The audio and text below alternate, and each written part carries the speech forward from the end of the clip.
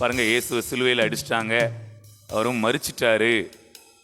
இப்போ நீங்கள் நல்லா கவனிச்சிங்கன்னா, ஜெயலலிதா அம்மா இறந்தப்போ பார்த்தீங்கன்னா, எப்போ இறந்தாங்கன்னு தெரில, நியூஸ் எப்போ வெளியில் வந்ததுன்னு தெரில. ஏன்னா பதட்டம். ஏன்னா அம்மா இறந்துட்டாங்கன்னு சொன்னால் தமிழ்நாடே என்ன செய்யும்? பற்றி எரியும். தொண்டர்கள் அவ்வளவு சாதாரணமாக அதை எடுக்க மாட்டாங்க. அதனால் மெதுவாக அப்படியே சொல்லி சொல்லி வந்து இறந்துட்டாங்கன்னு சொல்கிறாங்க. அப்போவுமே சில கலவரங்கள் நடந்த சில இடங்கள்லாம் பஸ்ஸெல்லாம் என்ன பண்ணாங்க, தீ வச்சாங்க. தொண்டர்கள் அம்மா மேலே உள்ள அக்கறையினால என்ன பண்ணுறாங்க, என்ன செய்யறோன்னு தெரியாம அந்த அன்பை வெளிப்படுத்தும்படி கொஞ்சம் சில காரியங்களை பண்றாங்க. ஆனா இயேசு மரித்த போது இந்த வேலையை யார் பார்த்துருக்கணும்? இந்த ஆதங்கத்தெல்லாம் யார் காமிச்சிருக்கணும்? சீசர்கள். ஆனா சீசர்கள் அதை காண்பிக்கிற இடத்துல அவங்க பயந்து அப்படியே நிற்கிறாங்க.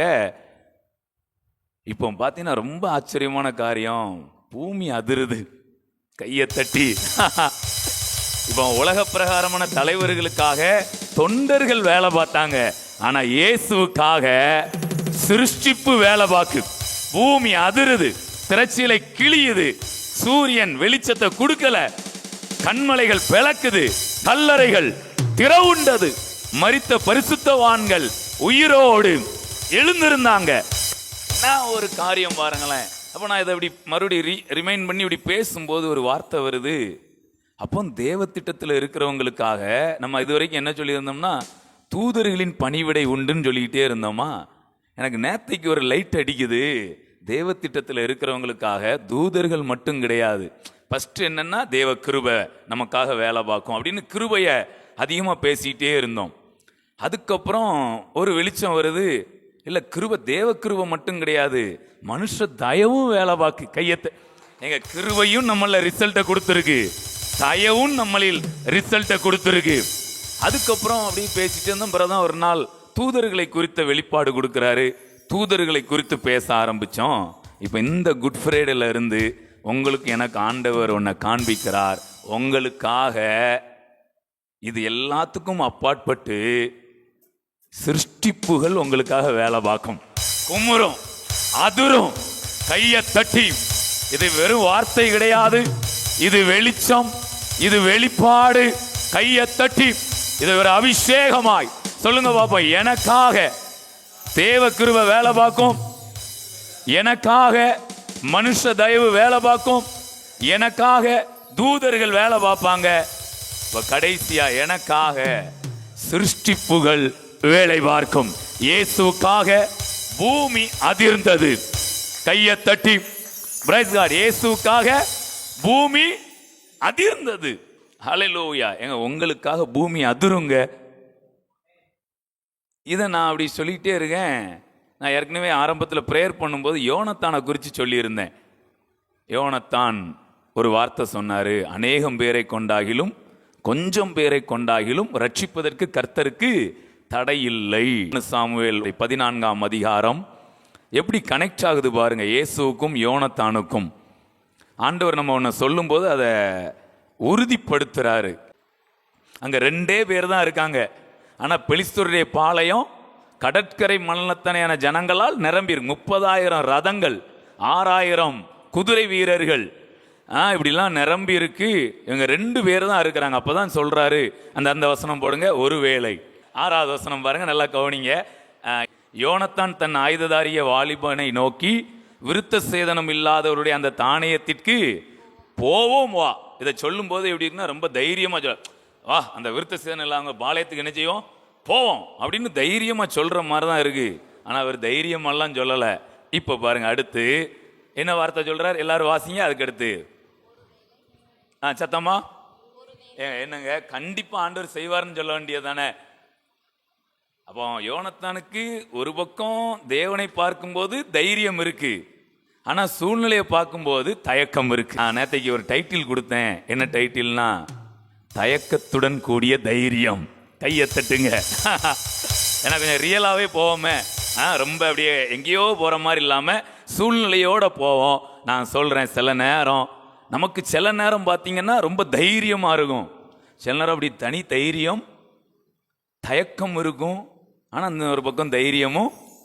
இப்ப நான் யோனத்தானுக்கு ஒரு டைட்டில் கொடுக்கேன், தயக்கத்தோடு கூடிய தைரியம் அவர்கிட்ட இருக்கு. இந்த போவோம் வான்னு சொல்றது என்னது, தைரியம். ஒருவேளை கர்த்தர் அப்படிங்கிறது என்னது, தயக்கம். Praise God. இப்ப பாருங்க, ஒருவேளை கர்த்தர் நமக்காக ஒரு காரியம் செய்வார். அப்பதான் அந்த நம்பிக்கை எப்படி அறிக்கை பண்றார் பாருங்களேன்.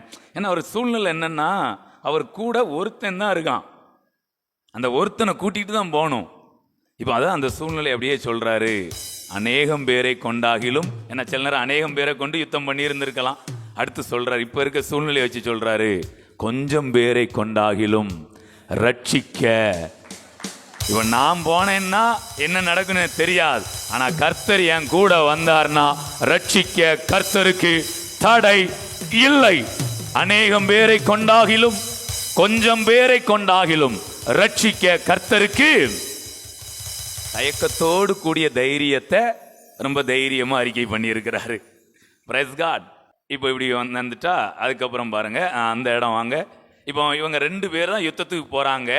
அந்த அவங்க 20 பேரை அடித்தார்கள்னு வருமே, அரை ஏர் நிலத்தில். அது எத்தனாவது வசனம்? 14. அப்படி ஃபாலோ பண்ணுங்க. 14 கவுனிங்க. 14. யோனத்தானும் அவன் ஆயுததாரியும் அடித்த அந்த முந்தின அடியிலே ஏறக்குறைய எத்தனை பேரா? 20 பேர் அரையேர் நிலமான விசாலத்திலே. ஆனா அவங்க வந்தது எவ்வளவு பேர் தெரியுமா? ரதங்கள் மட்டுமே 30,000 ரதங்கள். குதிரை வீரர்கள் எவ்வளவு? 6,000. அதுக்கப்புறம் ஜனங்கள் என்னவே முடியல, கடற்கரை மணலத்தனையா ஜனங்கள் எதிர்த்து. ஆனா இப்போ அதுல போறது எத்தனை பேர் தான் போறாங்க அப்படின்னு நம்ம சொல்லலாம். ஆனா 3 பேரா போனாங்க. கையை தட்டுங்க. ஏன்னா யோனத்தான ஆயுததாரி மட்டும் போகல, கர்த்தர் முன்னாடி.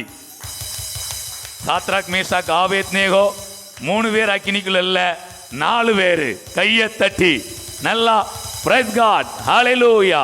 அவர் நமக்கு முன்பாக போகிறவர். பாருங்களேன், அவங்க 20 பேரை தான் என்ன பண்றாங்க, அவங்க பலத்துக்கு எவ்வளவுதான் பண்ண முடியுது? 20 தான் அடிக்க முடியுது. பெர்சன்டேஜ்ல எல்லாம் பாத்தீங்கன்னா இது 0.001 என்னமோ தான் வரும் இவங்க அடிச்சது. இப்ப பாருங்க அடுத்து இன்னும் என்ன நடக்கு. அவங்க சொன்னாங்களா கர்த்தர் ரட்சிப்பார்னு சொன்னாங்களா, என்ன நடக்கு பாருங்க.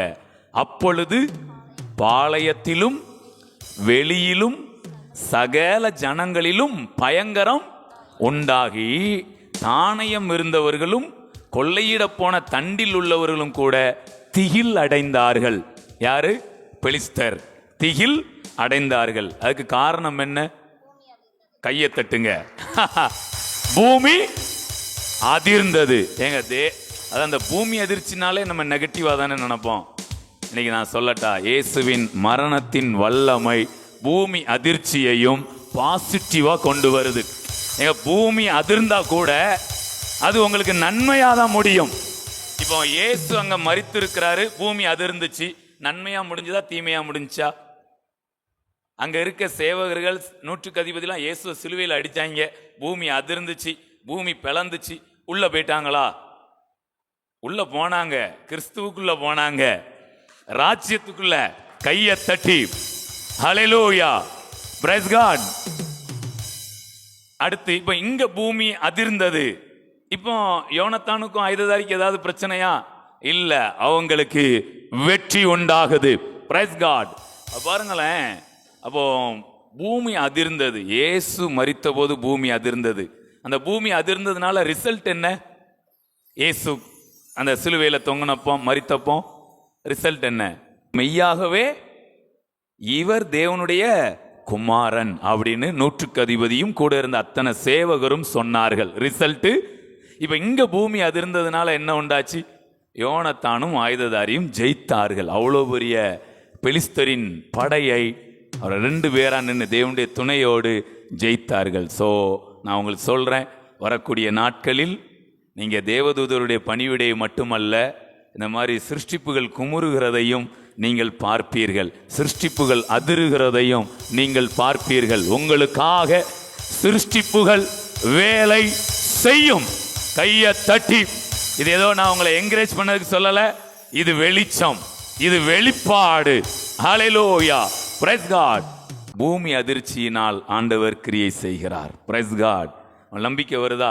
எங்க நமக்காக வேலை பார்க்க என்னெல்லாம் இருக்கு, நாளையும் சொல்லுங்க பார்ப்போம்.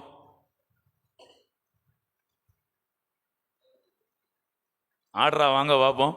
தேவ கிருபை உங்களுக்காக வேலை பார்க்கு ஃபர்ஸ்ட் இடத்துல. அடுத்து ரெண்டாவது மனுஷ தயவு வேலை பார்க்கு. 4 திசைக்கும் இப்போதைக்கு 4 வச்சுட்டோம், இன்னும் நிறையா இருக்கும், வரும் ஒன்னொன்னா வந்து 8 திக்கை நிரப்புறோம். கையை தட்டி இப்போதைக்கு 4 திசைக்கும் வச்சுக்கிடுங்க. ஃபர்ஸ்ட் திசை என்னது? மேற்கு. மேற்கு அப்படின்னா என்னது? தேவ கிருபை. அடுத்து கிழக்கு. கிழக்குன்னா மனுஷ தயவு. அடுத்து வடக்குல தூதருடைய பணிவிடை. தெற்கே இருந்து சிருஷ்டிப்புகளின் கிரியைகள் உங்களுக்காக வேலை பார்க்கும். அது உங்களுக்கு வெற்றியை கொடுக்கும், மற்றவங்களுக்குள்ள ரட்சிப்பை கொடுக்கும். எங்கெல்லாம் பூமி அதிர்ந்ததோ அங்கெல்லாம் தேவ பிள்ளைகளுக்கு வெற்றியும் புறஜாதிகளுக்கு ரட்சிப்பும். கையத்தட்டு, கையத்தட்டுங்க. இனிமே பூமி அதிரும். டயலாக் சொல்லுங்க. சும்மா அதிருது இல்ல, கையத்தட்டி. Price God. இன்னும் பாருங்களேன், இன்னொன்னு சொல்றேன்.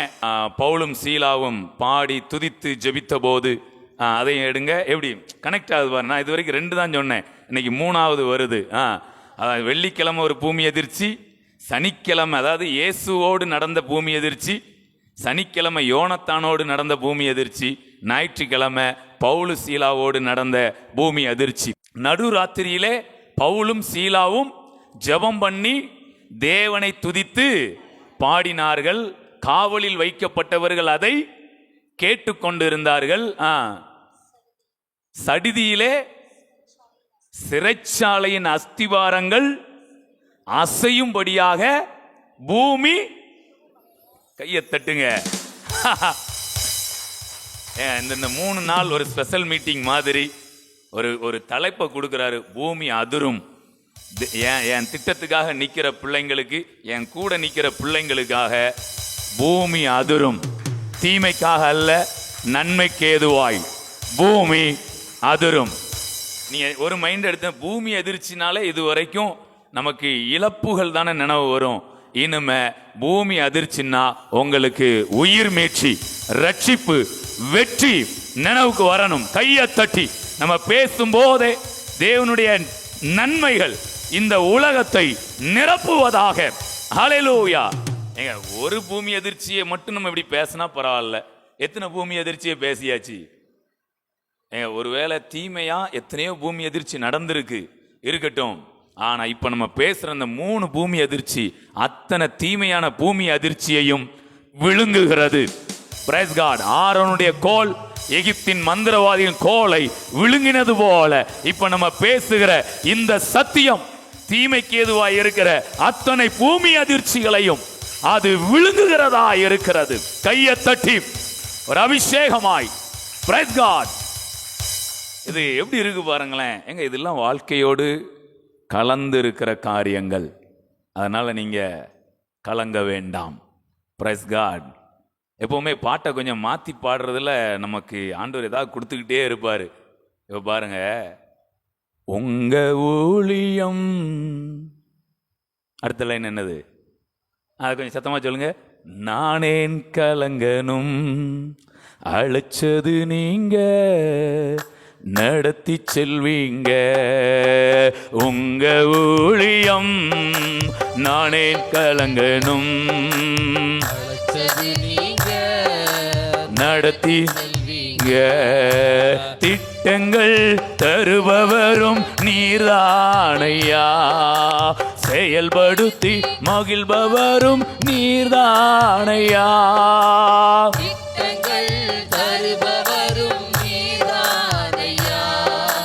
செயல்படுத்தி நீர்தானையா. எஜமானனே என் ராஜனே,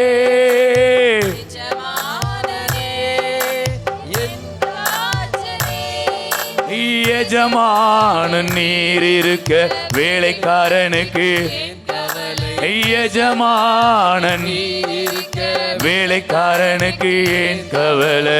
உங்க ஊழியம் நானேன் கலங்கனும்,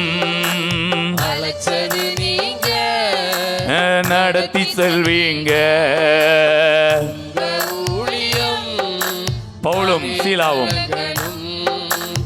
அழைச்சது நீங்க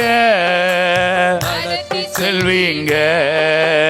பவுலையும் சீலாவையும் பாட வைத்தீரே, சிறையிலே நள்ளிரவில் ஜெபிக்க வைத்தீரே.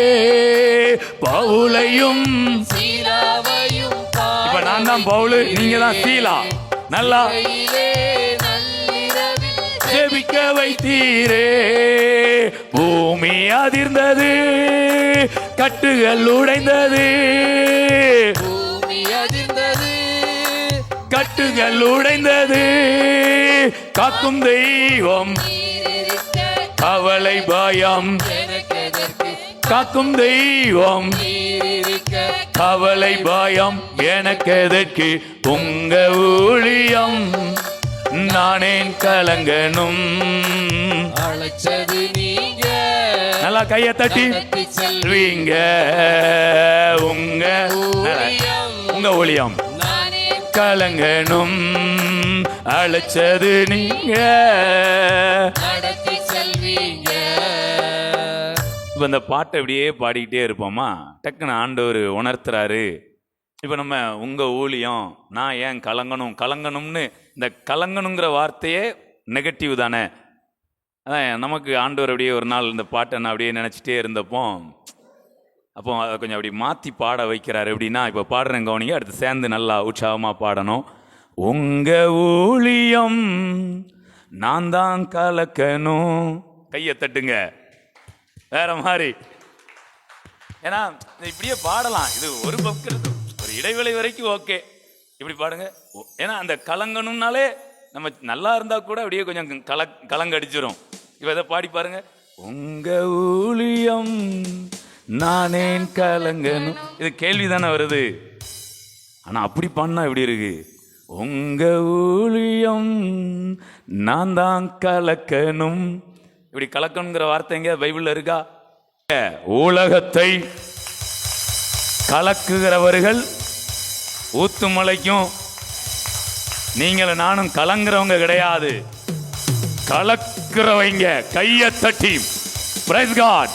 உலகத்தை கலக்குகிறவர்கள் ஊத்துமலையிலும் வந்திருக்கிறார்கள். கையை தட்டி. இதெல்லாம் உலக தரிசனம். உலகத்தை கலக்குகிறவர்களும் உலகத்தை மாற்றுகிறவர்களுமாய் நாம் இங்க வந்து உட்கார்ந்து இருக்கிறோம். Praise God. அப்படியே சொல்லலாமா? உங்க ஊழியம் நான் தான் கலக்கணும்.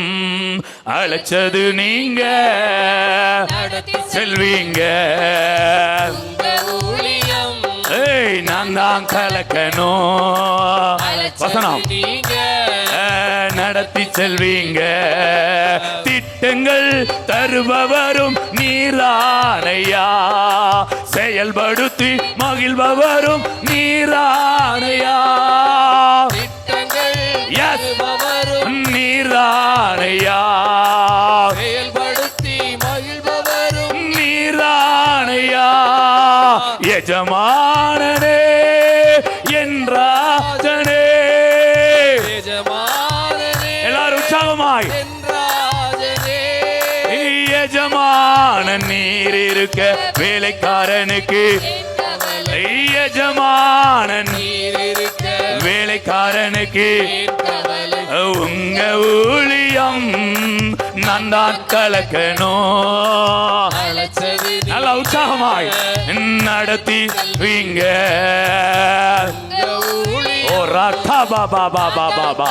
எங்களுக்காக மேற்கிலே தேவ கிருபை, கிழக்கிலே மனுஷ தயவு, வடக்கிலே தேவ தூதர்களின் பணிவீடை, தெற்கிலே ஓ பூமி சிருஷ்டிப்புகளின் பணிவீடை. ஓ ரக்கா பாபா பாபா பாபா பாபா பா. உங்களுக்காக தேவன் தூதனையும் அனுப்புவார், மனுஷ தயவையும் உண்டு பண்ணுவார். அது மட்டும் கிடையாது, உங்களுக்காக சிருஷ்டிப்புகளும் குமுறும், சிருஷ்டிப்பு அதிரும். இதுவரை நாம் தீமையான பூமி அதிர்ச்சியை கேள்விப்பட்டிருப்போம், ஆனா இன்றைக்கு ஒரு நன்மையான பூமி அதிர்ச்சி. நல்லா உணர்வு பூர்வமாய் தேங்க்யூ லார்ட். நான் தான் கலக்கணும். நீங்க செல்வீங்க உங்க பிசினஸ் நான் தான் கலக்கணும். செல்வீங்க உங்க பிசினஸ் கலக்கணும்.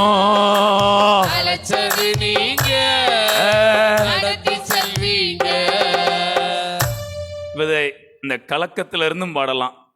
திட்டங்கள் தருவவரும் அப்படியே ஒரு சோகமாகவும் பாடலாம், இப்படி கொஞ்சம் வேகமாகவும். அந்த பாட்டை கொஞ்சம் வேகமாக பாடினத்தான் நல்லா இருக்கு. ஏன்னா இவ்வளவு நாலா பக்கமும் இவ்வளவு இருக்கும், நம்ம ஏன் கொஞ்சம் சோகமாக இருக்கணும்? கொஞ்சம் வேகமாகவே தான் இருக்கலாமே. கையை தட்டி பிரைஸ் காட். ஸோ அதான் நான் சொன்னேன் பார்த்தீங்களா, அந்த வெளிச்சமும் வெளிப்பாடும் வந்தால் நம்ம மேலே இருக்க தூசி இல்லை உள்ளே இருக்க அழுக்கு எல்லாம் உதறி போடப்படும். தூசி மட்டும் கிடையாதுங்க, இந்த மாதிரி வெளிச்சம் வெளிப்பாடு அடித்தா தூசி மட்டும் கிடையாது, விரியன் பாம்புகள் கூட உதறி போட. நல்லா கையை தட்டி அநேகம் பேரை கொண்டாகிலும் கொஞ்சம் பேரை கொண்டாகிலும் ரட்சிப்பதற்கு கர்த்தருக்கு தடை இல்லை. ஒரு யோனத்தானும் ஆயுததாரியும் சேர்ந்து கடற்கரை மணலத்தனையான ஜனங்களுக்கு எதிர்த்து போய் தேவனுடைய உதவியோடு ஜெயம் எடுத்தார்கள். பவுலும் சீலாவும் நடுராத்திரியிலே பாடி துதித்து ஜெபித்து. இப்ப பாருங்களேன், இங்க இயேசு சிலுவையில மரித்த போது உண்டான பூமி எதிர்ச்சிக்கு பின்பாகவும் ஒரு ரட்சிப்பு உண்டாச்சுது. இப்ப இங்க பவுலும் சீலாவும் பாட்டு பாடி துதிச்சிட்டு இருக்காங்க. அதுக்கு பின்னாடியும் ஒரு ரட்சிப்பு என்ன செஞ்சது? ஏன்னா அந்த சிறைச்சாலை காவல்காரன் அவ்வளோதான், எல்லாம் தப்பிச்சு போயிட்டாங்க போல, நமக்கு அவ்வளோதான், ராஜா தலையை என்ன பண்ணிடுவார், எடுத்துருவார் அப்படின்னு அது நம்மளே பட்டயத்தை வச்சு அதில் விழுந்து என்ன பண்ணிடலாம், தற்கொலை பண்ணிடலான்ட்டு தற்கொலைக்கு நேராக என்ன பண்ணிட்டு இருக்கிறான், அவன் போயிட்டு இருக்கிறான். பவுல் சொல்ற, ஐயா நாங்கள் யாரும் எங்கேயும் போகல, இங்கே தான். ஆமாம் சொல்லுங்கள், நாங்கள் யாரும் எங்கேயும் போகலை, இங்கே தான் இருக்கோம். கையை தட்டி இங்கே தான். இங்கே இருக்கும்போது இன்னும் நிறைய ரட்சிப்புகள் உண்டாகிறது. Price God. ஓகே, இப்போ அப்படி சொல்கிறாரா, இங்கே தான் இருக்கோம் அப்படின்ன உடனே சிறைச்சாலைக்காரன் நித்திரை தெளிந்து சிறைச்சாலையின் கதவுகள் திறந்திருக்கிறதை கண்டு கட்டுண்டவர்கள் ஓடி போனார்கள் என்று எண்ணி பட்டயத்தை உருவி தன்னை கொலை செய்து கொள்ள போனான். பவுல் மிகுந்த சத்தமிட்டு, நீ உனக்கு கெடுதி ஒன்றும் செய்து கொள்ளாதே, நாங்கள் எல்லாரும் நமக்கான ஜனம் எல்லாம் இங்கே தான் இருக்கு, நம்ம வருத்தப்பட வேண்டிய அவசியமே இல்லை, இந்த பட்டணத்தில் எனக்கான ஜனங்கள் இருக்கிறார்கள்னு தேவன் திருவுளம் பற்றுகிறார்.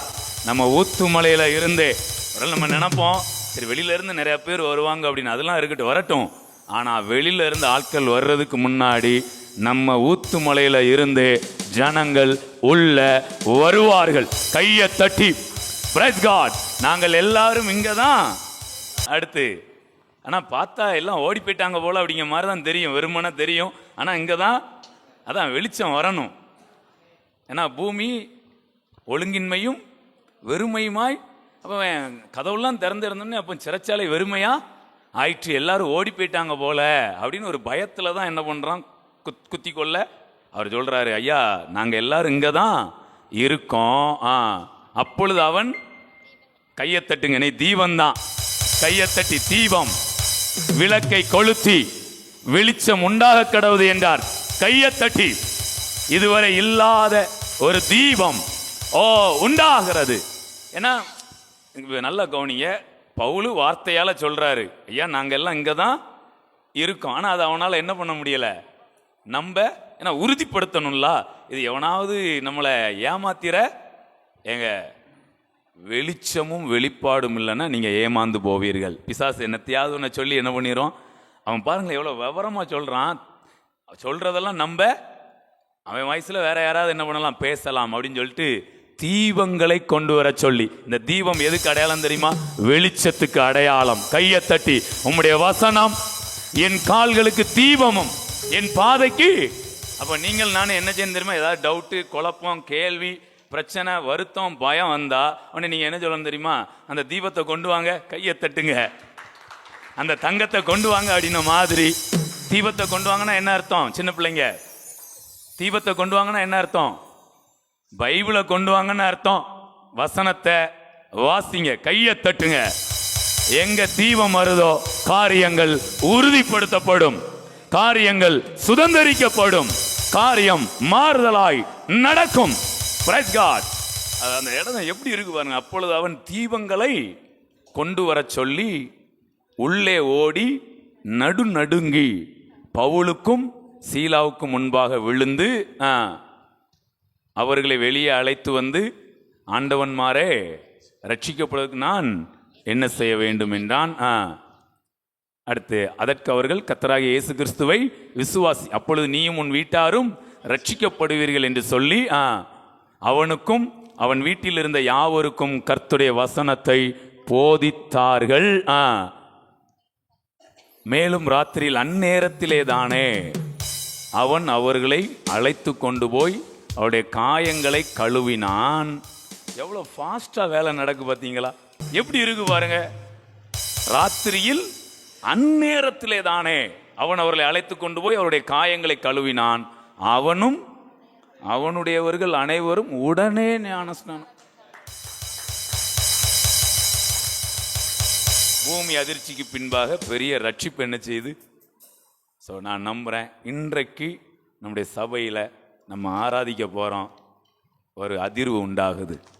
இந்த அதிர்வுக்கு பின்பாக நமக்கு ஒரு வெற்றியும், ஜனங்கள் மத்தியில் இதுவரை இல்லாத ரட்சிப்பும் உண்டாகிறது. விசுவாசத்தோடு கைகளை தட்டி ஆண்டவரின் இந்த வார்த்தைகளை ஏற்றுக்கொண்டு இந்த வெளிச்சத்தையும் வெளிப்பாட்டையும் மேன்மைப்படுத்தி, பிரைஸ் காட், ஒரு நாள் சொல்லலாமா? திட்டங்கள் தருபவரும் நீர்தானையா, செயல்படுத்தி நீர்தானையா,